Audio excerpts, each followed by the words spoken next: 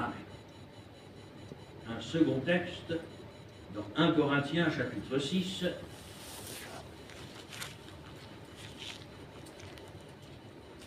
Corinthiens, chapitre 6, verset 19, des textes que nous connaissons bien.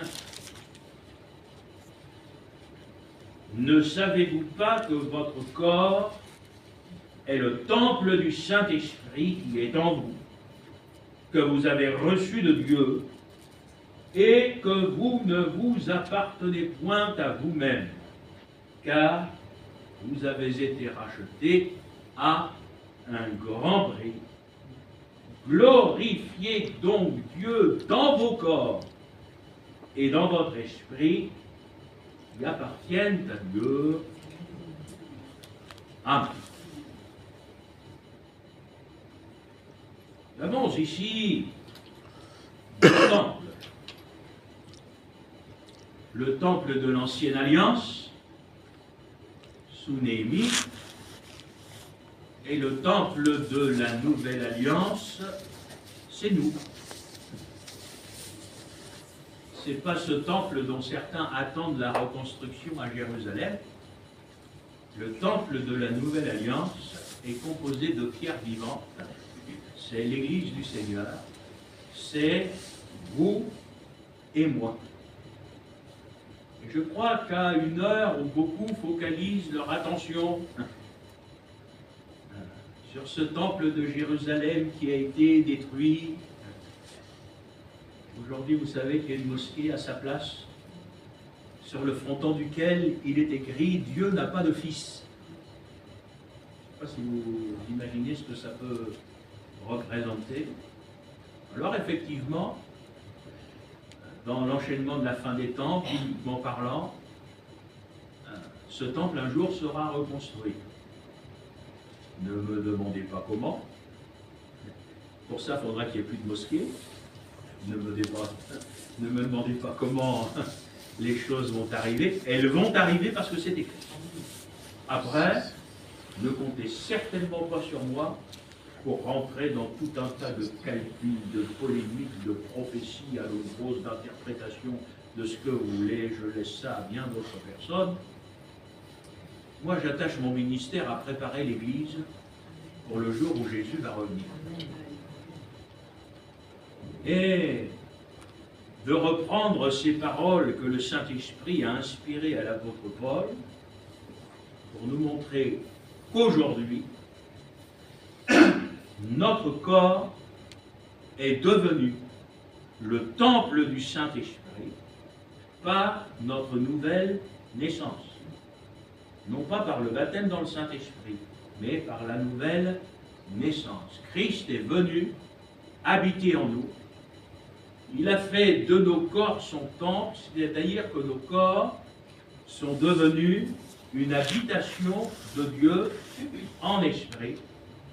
Et la leçon spirituelle que Paul nous laisse par le Saint-Esprit au verset 20, c'est « Glorifiez donc Dieu dans vos corps ». Nos corps, quels qu'ils soient, doivent être un reflet de la personne du Seigneur Jésus-Christ, et non pas de ce monde qui porte la marque du péché et de l'impudicité. Le temple, dans l'Ancien Testament, c'est l'image de Dieu qui voulait habiter au milieu de son peuple. Vous savez que ça a commencé par le tabernacle, ensuite Salomon a construit le temple, mais vous et moi nous savons que c'est David qui avait tout préparé. Mais Dieu ne lui a pas permis de le faire parce qu'il était un homme de guerre. Et alors, le temps me manquerait ce matin, mais c'est vraiment très intéressant de méditer sur le temple, parce que dans le temple, tout est orienté vers Dieu. Le but du temple, c'est la personne de Dieu. Le but du temple, ce n'est pas l'homme, c'est Dieu. Et comme dans le tabernacle, j'avais fait un jour une étude biblique là-dessus, parce que tout dans le tabernacle nous parle de Jésus. le tabernacle, c'est une prophétie. Jusque dans la moindre agrafe, vous avez une signification biblique qui vous parle du Seigneur Jésus. Dieu a voulu habiter parmi son peuple. Et vous avez, par l'œuvre de Jésus à la croix, cette matérialisation. Dieu, aujourd'hui, habite, pas au milieu de nous, il habite en nous, par le Saint-Esprit. Donc c'est nous qui sommes devenus son temple. Et si, dans l'Ancienne Alliance, le temple devait porter la marque de Dieu, devait être orienté vers Dieu, aujourd'hui, c'est nous qui sommes son temple, et le but, profondément biblique et spirituel, c'est que ce qui est de la chair s'efface pour laisser place à ce qui est spirituel. Le but, c'est que Christ soit glorifié dans nos vies, et afin que les gens, quand ils nous voient, ils voient Christ. Nous devons être des ambassadeurs pour Christ, nous devons être l'image de Christ ici-bas sur la terre, et je le dis et je le répéterai fort tant que j'aurai des forces, plus que par nos paroles. Pendant des années, quand on parlait du témoignage, je vais toujours parler. Je vais vous dire, avant de parler, il faut être. Notre vie est un témoignage. Notre comportement est un témoignage. La façon même de vivre dans notre corps, même dans notre façon de nous habiller. Les gens nous regardent, les gens nous voient, nous devons être un témoignage à la gloire du Seigneur. Lors de la préparation pour les baptêmes avec ces jeunes filles, donc j'ai eu l'occasion bien sûr de les préparer au baptême, de discuter avec elles en dehors de l'église, etc. Et vous savez, souvent avec les jeunes, c'est est-ce qu'on a le droit de ceci, est-ce qu'on n'a pas le droit de cela? Bien. Moi je leur ai dit, vous savez, j'ai découvert un principe spirituel, c'est avec le Seigneur, ce n'est pas des obligations, des interdictions, c'est nous devons ressembler au Seigneur Jésus. Il est notre modèle, que ce soit pour les hommes ou pour les femmes, il est notre modèle. Et le modèle, vous allez le trouver dans la parole prophétique d'Ésaïe 53, il n'avait rien pour attirer le regard. Ce qui fait que dans son extérieur, rien n'attirait le regard vers Jésus.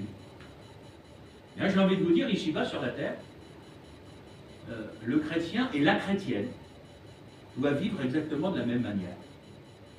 C'est pas par notre façon de nous habiller, etc., qu'on doit nous repérer. Mais c'est parce que nous sommes des chrétiens et parce que nous vivons à la gloire de Dieu. Si vous vous aimez les uns les autres, ils verront que vous êtes mes disciples. Donc, notre témoignage, c'est d'abord du vécu. Et puis, après, frères et sœurs, je veux dire, tout naturellement, si notre corps est le temple du Seigneur, il est le temple à l'intérieur et à l'extérieur. Le temple, il est orné dedans et dehors.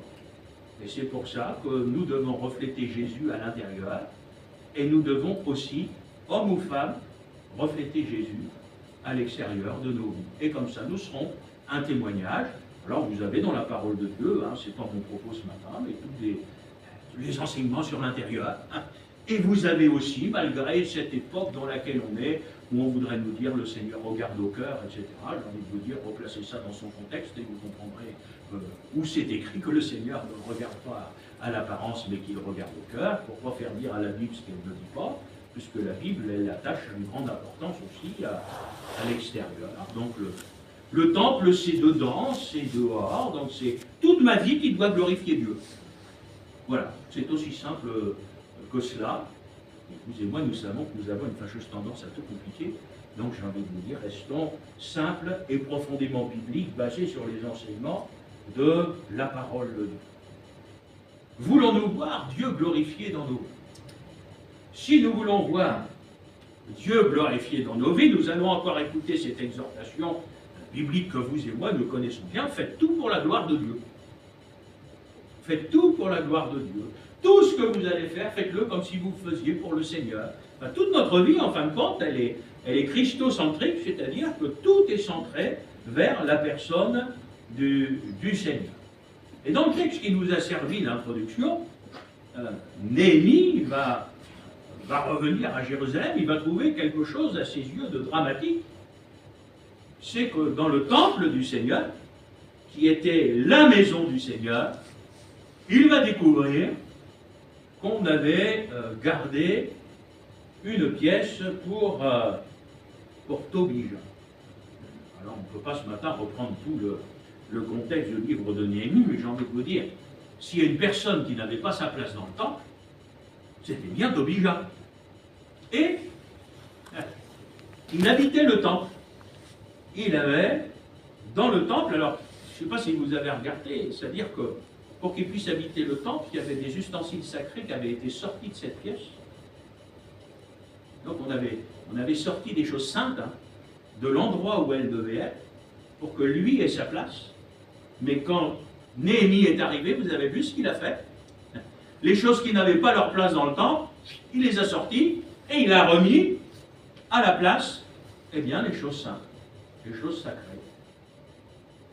J'ai envie de vous dire, frères et sœurs, si aujourd'hui le temple du Seigneur, c'est nous,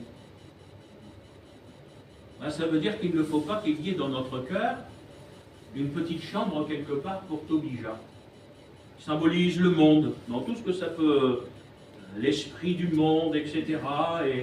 Et soit on est au Seigneur, soit on n'est pas à lui, mais quand on est au Seigneur, on y est à 100%. Il n'y a pas une petite partie de nous qui a le droit de rester mondaine. Voyez, ah mes frères, il faut vivre avec son temps, on ne peut pas être 100% au Seigneur, etc. C'est vrai, on ne peut pas être 100% sauvé. Quand on n'est pas 100% sauvé, on est 100% perdu. C'est soit on est au Seigneur, soit on n'est pas à lui. Excusez-moi, moi je ne fais pas de juste milieu, il y en a pas. C'est soit on est au Seigneur, si on est au Seigneur, c'est 100%, ou c'est rien. C'est pas de mélange. C'est pas... il faut un certain équilibre, on va vous parler de tolérance, etc. Moi j'ai envie de vous dire, vous savez, quand les chrétiens dans leur vie vont commencer à tolérer le péché, vont commencer à tolérer le monde, la mondanité, etc., excusez mon expression, c'est la mort du petit cheval. C'est fichu, c'est fini, frères et sœurs. Quand dans le temple, il commence à y avoir une chambre pour Tobija, on va dire, mais Gilles, frère Osée, c'est une petite pièce, mais frère, c'est pas grand-chose, c'est insignifiant. Quelqu'un vous prendra la Bible et vous dira, c'est des détails. Moi, j'ai envie de vous dire, je suis désolé, enfin non, je ne suis pas désolé, c'est l'expression comme ça. J'ai envie de vous dire, si c'est dans la Bible, c'est dans la Bible, c'est important. C'est tout. Il n'y a pas dans la Bible de choses qui sont importantes et d'autres qui sont secondaires. Ça, c'est l'appréciation des hommes. Moi, j'affirme que si c'est dans la Bible, c'est important. Et si ce n'était pas important, ça n'y serait pas. Moi, j'ai entendu, vous peut-être aussi, des choses, pourtant je suis lourd, mais qui m'ont fait faire des bons. J'ai entendu des gens dire, oui, mais frère, c'est écrit qu'une seule fois dans la Bible. J'ai envie de vous dire, si c'est écrit qu'une seule fois, c'est que c'est tellement important que Dieu n'a pas pris le temps de se répéter. Quand Dieu dit les choses une fois, est-ce que ça suffit? Ah oui. À partir du moment où il les a dit, à partir du moment où c'est écrit, parce que si vous commencez à rentrer, comme certains l'ont fait dans des calculs comme ça, à partir de combien de fois est-ce qu'il faudrait que ce soit écrit pour que ce soit pour nous? Mais excusez-moi, frères et sœurs, mais c'est de la folie. On rentre dans de la philosophie, on n'est plus dans la foi, on n'est plus dans l'obéissance. Tout ce qui est écrit est inspiré, et tout ce qui est écrit est utile.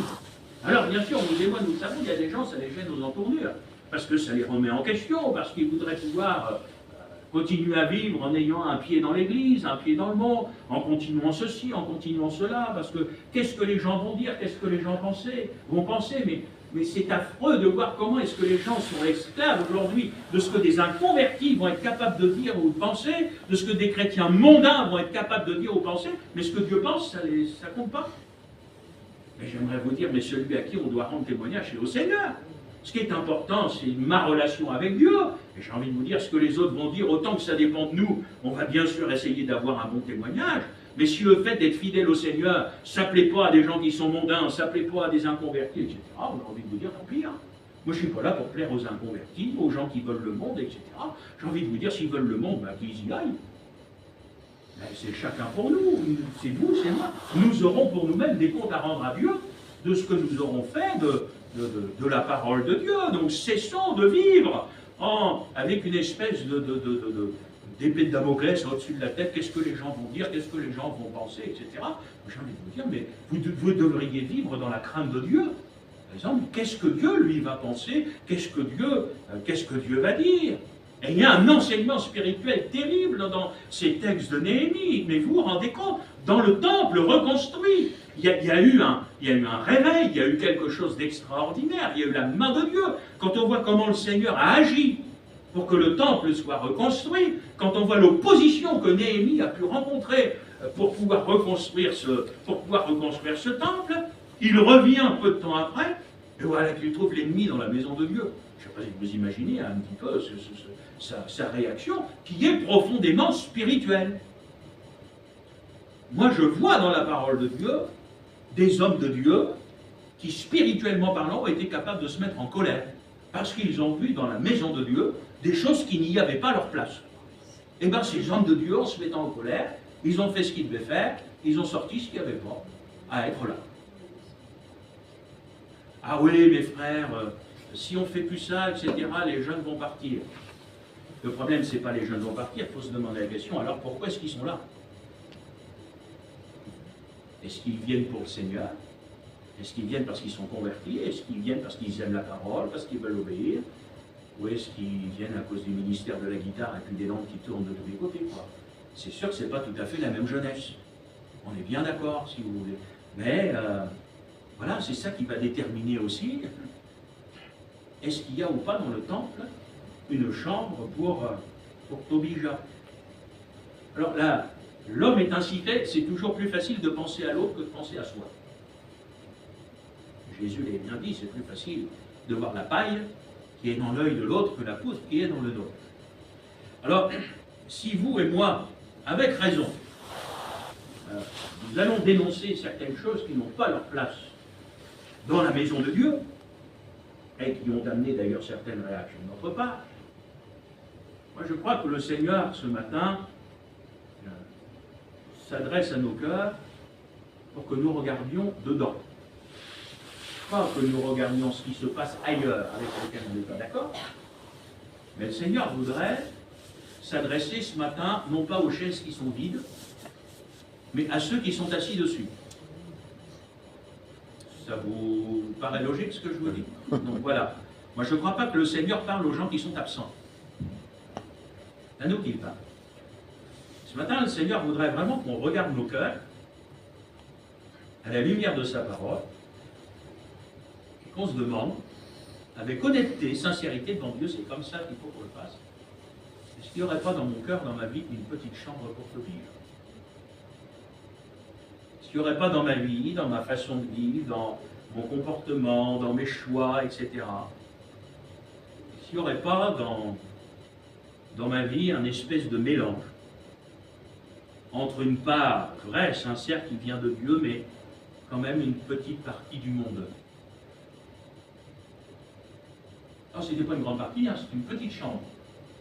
Mais ça suffit pour déclencher l'ire de Néhémie et faire en sorte qu'il fasse du nettoyage. Une petite pièce, un petit jardin secret, caché, réservé. C'est une chose de chanter la seigneurie de Jésus. Et encore faut-il qu'il soit vraiment le Seigneur. Encore faut-il qu'il soit vraiment le Maître. Encore faut-il qu'il ne soit pas accessoire dans nos vies, mais que ce soit vraiment lui qui nous conduise. On l'a lu, le temple du Seigneur, c'est quoi? C'est vous ne vous appartenez plus à vous-même. Vous n'êtes pas là pour faire ce que vous voulez. Vous êtes là pour faire ce que le Seigneur veut. Vous êtes là pour obéir. Nous voici pour te servir, ton joug n'est pas difficile. C'est une... Merci mes frères et sœurs. C'est une joie d'obéir. Une joie d'obéir. C'est pas la vie avec Dieu, c'est ça, frères et sœurs. C'est pas un savant mélange pour arriver à satisfaire et la chair à l'esprit.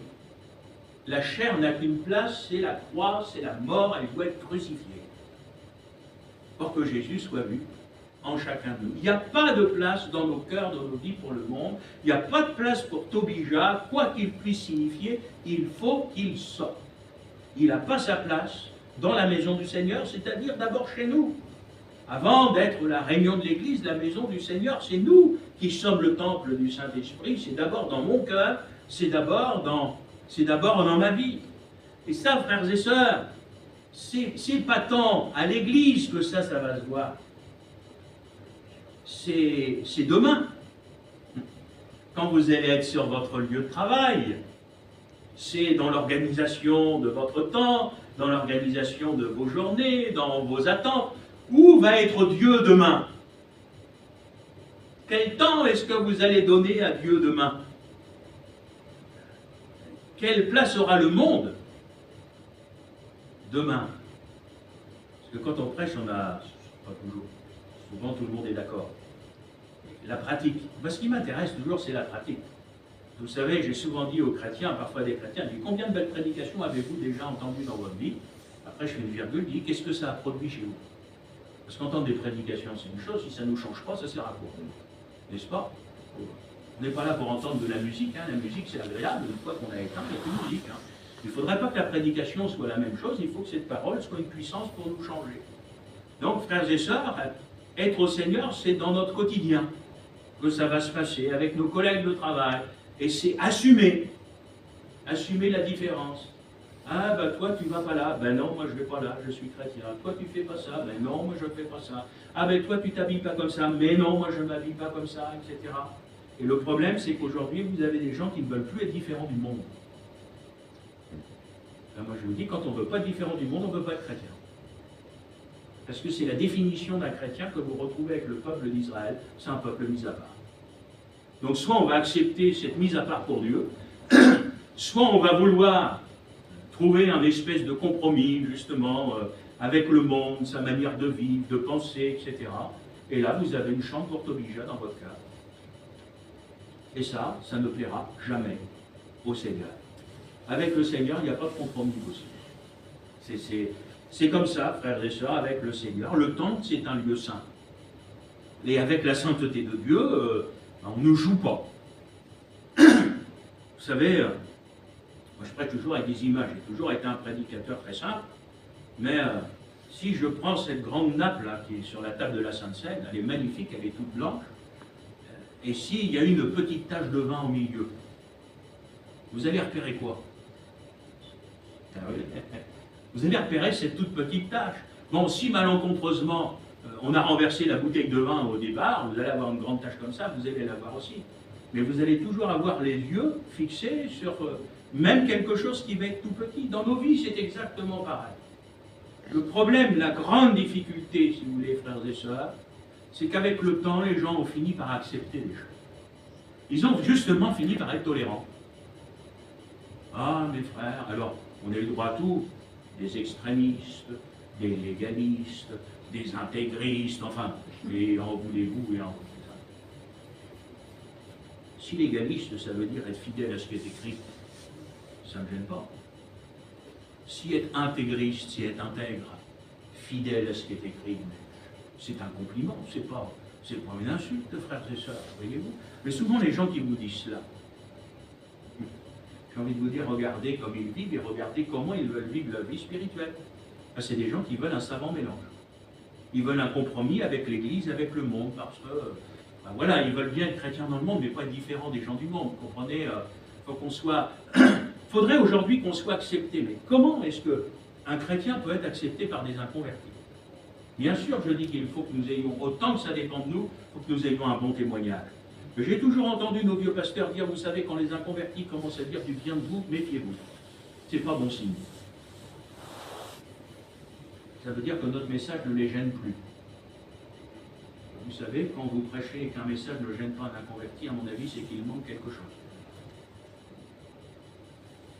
Vous savez, dimanche dernier, ceux qui étaient là l'après-midi, il y avait des tout nouveaux qui étaient là. J'étais pas en forme, je vous promets, j'étais pas en forme du tout. J'ai prêché l'évangile sur le ciel et l'enfer. Et les inconvertis qui étaient là, je leur ai dit, si vous ne vous convertissez pas, vous allez aller en enfer. Est-ce que j'ai menti ou est-ce que j'ai dit la vérité? C'est quoi l'évangile d'après vous? C'est dire aux gens, mais voilà, si vous ne vous convertissez pas, vous êtes perdus, vous allez aller en enfer. Christ est venu pour vous sauver. Vous prêchez comme ça, frère, aujourd'hui. J'ai envie de vous dire, prêchez quoi? C'est quoi l'évangile? Ah ben c'est un évangile positif, c'est Jésus béni, Jésus guéri, Jésus machin, etc. Et vous allez avoir dans les églises des gens qui vont avoir fait des expériences de bénédiction et qui vont continuer à vivre dans le péché. Parce que la guérison, ça n'enlève pas le péché, hein, il n'y a que le sang de Jésus qui le fait. Frères et sœurs, Tobija n'a pas sa place dans le temple. Il ne faut pas, j'en supplie de la part du Seigneur, il ne faut pas qu'il y ait dans notre cœur un petit jardin secret, une petite pièce, un petit coin de notre vie où le Seigneur n'a pas le droit d'aller. Vous pourrez toujours me dire, oh mais c'est pas grand-chose, c'est insignifiant. De toute façon, j'ai envie de vous dire, c'est pas moi qui vous dire ça, c'est au Seigneur. Le temple de Dieu. Jésus a dit, ma maison sera appelée une maison de prière, un lieu de prière pour toutes les nations. Mais sa maison, c'est nous. C'est ce qui doit marquer la vie d'un chrétien. Et c'est ça, c'est la communion avec Dieu, c'est la prière, c'est la parole, c'est de vouloir vivre à l'image du Seigneur Jésus, c'est que les gens, dans nos attitudes, dans nos paroles, dans nos actions, dans nos réactions, parce qu'il faut réagir comme Jésus, lui, l'aurait fait. Il faut que les gens puissent voir Jésus à travers nous. Il faut qu'ils puissent réaliser, frères et sœurs, qu'il y a une différence entre ceux qui appartiennent au Seigneur et ceux qui ne lui appartiennent pas. Frères et sœurs, dans la maison du Seigneur, dans la vie du chrétien, règne la présence de Dieu. Il n'y a pas de place pour le monde, il n'y a pas de place pour la légèreté. Ce qui marque la maison du Seigneur, c'est la sainteté, c'est le respect, c'est le recueillement. Ma maison sera appelée une maison de prière. Ce qui doit marquer une église, c'est le recueillement. Autrement, ce n'est plus une maison de prière. Jésus pourrait revenir aujourd'hui et dire, mais vous en avez fait quoi de ma maison? Vous en avez fait une salle de spectacle, vous en avez fait une salle de concert, vous en avez fait ce que vous voulez. Jésus, vous savez que il y a un truc que j'ai vu, ça m'a marqué, je vous promets, ça me démange, je crois qu'un jour, à Pont-de-Mer, je vais le faire. Quand je suis allé dans les églises au Pérou, ils ont mis une pancarte au-dessus de l'entrée de l'église, au-dessus des portes, c'est écrit Casa de Oración, maison de prière. Moi, ça me démange, je crois un jour, je vais faire ça à Pont-de-Mer. Je vais mettre un gros panneau au-dessus de la porte, c'est marqué dehors église biblique, mais quand vous allez rentrer, maison de prière. Voilà, vous rentrez dans un endroit, ce qui marque cet endroit, c'est la prière. C'est le recueillement, c'est pas le bazar, le machin, ce que vous voulez, c'est la présence de Dieu, c'est le recueillement. C'est ça la maison de Dieu. Et j'ai envie de vous dire que c'est surtout pas autre chose. Vous en avez fait quoi? Pourrait dire encore le Seigneur Jésus aujourd'hui. Frères et sœurs, le Seigneur n'a pas besoin des choses du monde. Les gens courent après aujourd'hui. Mais le Seigneur n'a pas besoin des choses du monde. Il n'a pas besoin des techniques du monde. Vous savez, moi, à cause de la profession que j'exerçais avant d'être pasteur, j'ai appris tout ça. Et j'ai été mais choqué, je ne peux pas vous dire autrement, ça a été un choc quand j'ai retrouvé des techniques qui sont liées au commerce et quand je les ai retrouvées liées à l'évangile. J'ai dit à l'époque au pasteur, mais vous ne pouvez pas, c'est du marketing, c'est plus de l'évangélisation. Je veux dire, vous êtes en train d'utiliser les techniques du commerce dans le monde. L'évangile, ce n'est pas un produit à vendre, et les inconvertis, ce n'est pas des clients qu'il faut gagner. C'est pas possible, vous ne pouvez pas. Soit on croit à la parole de Dieu, à la puissance de l'évangile de la croix, qui va sauver les âmes, etc. Mais j'aurais dit, on ne peut pas aujourd'hui. Et quand vous regardez les choses, j'en parle encore avec mon dernier fils, parce que ce sont ses études, etc.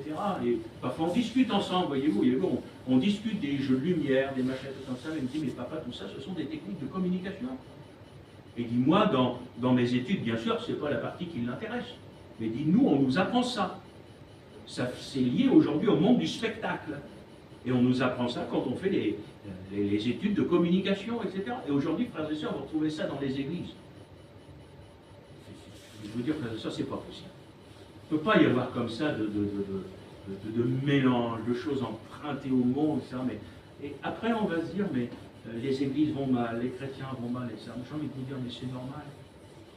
Alors bien sûr, il y a des gars un peu spéciaux comme moi, on va dire, revenez à la parole de Dieu, revenez à l'essentiel, revenez à ce qui est écrit, allez pas chercher ce qui n'y est pas, etc. Et frères et sœurs, vous savez, plus on va revenir à la parole de Dieu, à son modèle, mieux on ira. plus on sera décrié, forcément on va gêner, ne vous inquiétez pas. Donc il faut aussi être prêt à ça. Hein. Il y a un prix à payer. Vous savez, ceux qui veulent vivre pieusement seront persécutés. Hein, c'est écrit. Donc, si vous voulez être fidèle au Seigneur, vous allez en avoir des gens sur le dos. Que vous allez gêner à cause de vos positions spirituelles, à cause de ce que vous croyez. Alors eux, ils vont toujours vous mettre le pied sur le frein, voyez-vous, en disant « Oh là là, il ne faut pas aller jusque-là, et ceci, cela. » Je vais vous dire, vous n'allez pas écouter les gens. Si c'est écrit, c'est écrit. Quoi. On n'a pas à aller chercher ce qui n'est pas écrit, mais ce qui est écrit, on a à le vivre. Et moi, je crois qu'il faut que le Seigneur nous donne la grâce d'avoir des vies qui soient marquées par la présence de Dieu, pas par l'appréciation des hommes. Qu'est-ce qu'on en a à faire, frères et sœurs, de ce que les hommes disent ou pensent de nous? Ce qui est important, vraiment, c'est la présence de Dieu dans la vie. C'est que le Seigneur soit le premier servi, c'est qu'il ait toute la place. Alors on a dans nos vieux cantiques des beaux cantiques. Hein. Vous et moi, c'est là, on les connaît par cœur. Oui, prends tout, Seigneur. Combien de fois on l'a pas chanté? C'est beau. Combien de fois on a menti en le chantant? Moi, je vous dis, vous connaissez maintenant les choses. Et Seigneur, prends tout, mais pas ça. Hein? Oui, prends tout, Seigneur, sauf la chanfortoria. Cette petite partie-là, dans ma vie, c'est un petit peu du monde et ça, je ne veux pas le lâcher. C'est soit tu prends tout de Jésus, soit tu prends rien du tout. On peut pas, frères et sœurs. C'est un faux évangile de laisser croire aux gens qu'on peut vivre avec un pied dans l'église, un pied dans le monde. C'est pas possible. Il faut que Jésus ait toute la place. C'est ce que dit Jésus en baptême. Il faut qu'il croie, c'est que je diminue. Il faut que la chair, à un moment, il faut qu'il n'y en ait plus. Pour que le Seigneur Jésus, il prenne toute la place. Et ça, c'est être des hommes simples, des femmes simples. C'est accepter de prendre notre vie, de la remettre entre les mains du Seigneur et dire au Seigneur, Seigneur, parle-moi, Seigneur, montre-moi. Seigneur, s'il y a dans ma vie, je ne sais pas si vous allez oser le dire, hein, mais s'il y a dans ma vie des choses qui ne te plaisent pas, dis-moi-le. Maintenant, si vous le savez déjà, ce n'est pas la peine de lui demander. Demandez au Seigneur ce que vous ne savez pas. Et ce que vous savez, ne lui demandez pas de vous le répéter, puisque vous le savez déjà.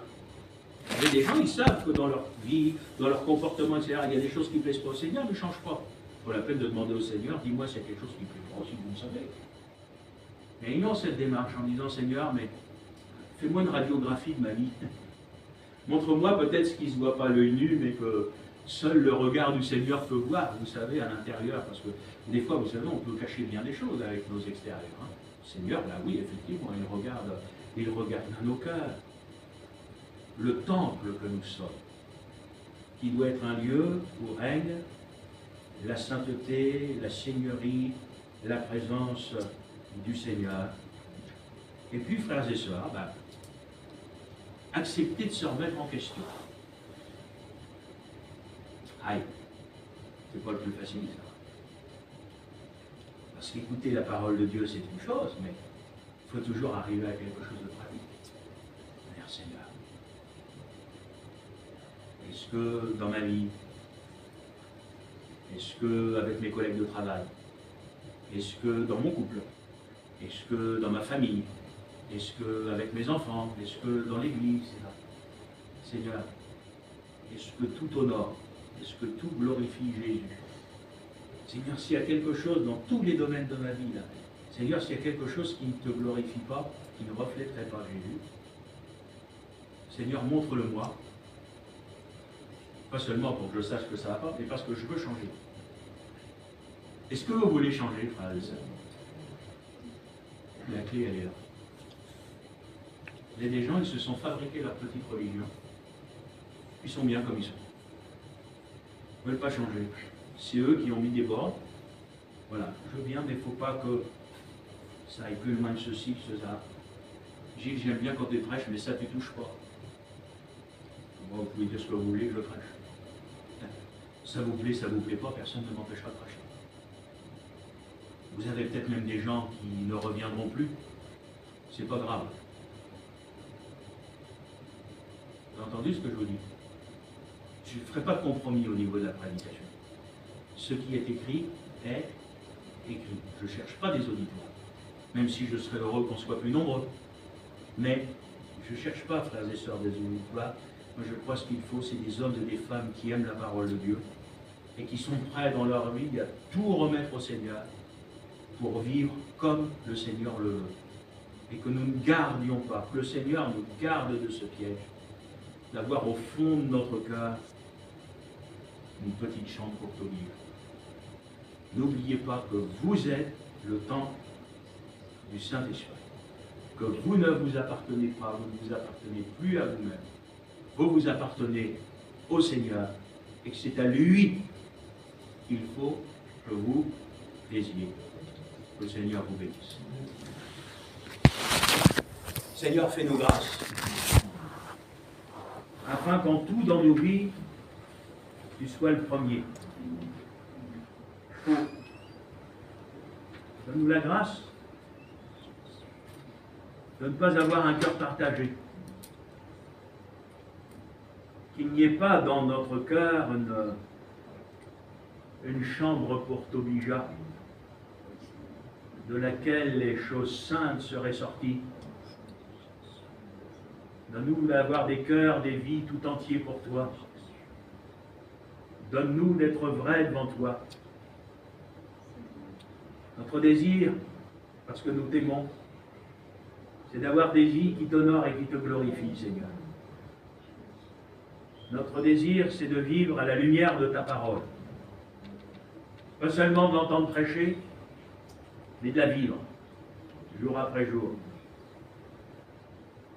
Garde-nous de la tentation de porter des jugements de valeur sur ta parole, prétendant que certaines choses seraient importantes et d'autres ne le seraient pas. Donne-nous d'aimer ta parole à tel point que nous allons considérer tout ce qui est écrit comme important. Et de vivre, Seigneur, à la lumière de ce qui est écrit. Fais-nous grâce, parce qu'il y a toujours en nous de ces luttes, Seigneur, de ces combats entre la chair et l'esprit. Mais Seigneur, nous voulons qu'en tout tu sois le premier servi. Merci de nous aider à vivre ta parole, afin, Seigneur, que jour après jour, quand les gens vont nous regarder vivre, quand ils vont nous entendre parler, qu'ils puissent te voir à travers nous, et que notre vie soit un témoignage à la gloire de ton nom. Merci, Seigneur. Amen.